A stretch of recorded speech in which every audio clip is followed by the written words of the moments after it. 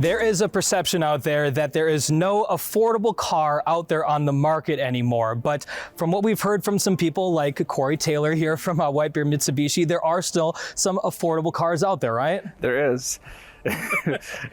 We have the 2024 Mitsubishi Mirage right now, currently with auto show discounts at $16,999. It's the lowest priced car in the US right now that's a non-hybrid. So there are still some cars out there that are in the teens, not 20s or 30s. There is, believe it or not, there is. Yeah, I believe that I heard recently there's like a Kelley Blue Book analysis that said this is the only new vehicle out there that's under 20 grand now these days. That is correct, yes. What is it? What are you getting with a car like this? What are they still getting a good quality car for that price point? Absolutely. Not only are they getting the $16,999 price point, they're also going to be getting the 10-year, 100,000-mile powertrain warranty, gas mileage in the 40s. So you're getting a car that not only is affordable, but it's good gas mileage as well as a solid warranty behind it. And you know, looking at it, I mean, it looks like a typical car. It's a little smaller than like some other types, but it isn't like a tiny clown car by any means. No, it is not. There's plenty of room for it. And the trunk has got a lot of room too. Obviously with like groceries and stuff like that going up so much, housing, it's nice to at least know that you can still get a car that's affordable. And currently right now you can get a $199 payment on it too for 84 months. So it's definitely more affordable than most cars out there right now. When people come to the lot, there's certain people that really just say, hey, I want to see, do you have an economy? Do they seek out this car because they're looking for something affordable? They really do. And the nice thing is with our inventory, we have a ton in stock right now. I think actually this morning when I was at the store, I think we just received another 15 of them that were coming off the truck. So we have plenty in stock right now. What have you seen in the last couple of years? Have you seen more customers asking for the more low end because of, you know, what we've seen financially with people, you know, it's tough times? Yeah, it definitely is. And we have all sorts of people that buy it. Some people buy it for their kids. Some people buy it for their work car. You know, some people are just, you know, adjusted income or fixed incomes. These are the cars that they're looking for because they're affordable.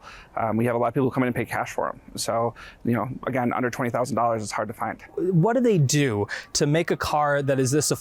What are some of the strategies that they do to keep the cost down? Well, the one thing is the stuff that we use, you know, the motor transmission, it's been around forever. They're proven.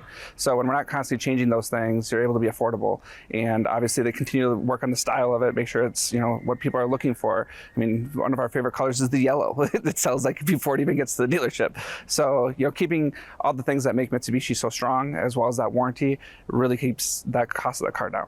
That they're saving money on the design and all the extra research and work that goes into this. They're kind of keeping it mostly the same year to year. Correct.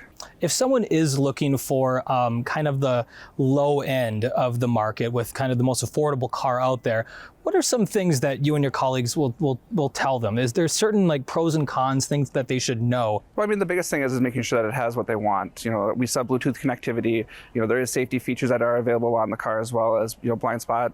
So, I mean, it really just depends on what a customer is looking for. Obviously, you know, lighter cars, you know, winter-wise, these things handle really, really well in the winter. It's just, you know, this last snowfall that we had plowing the lot, having to drive over big snowbanks, you know, 1.5 feet too high, they still go through it just fine.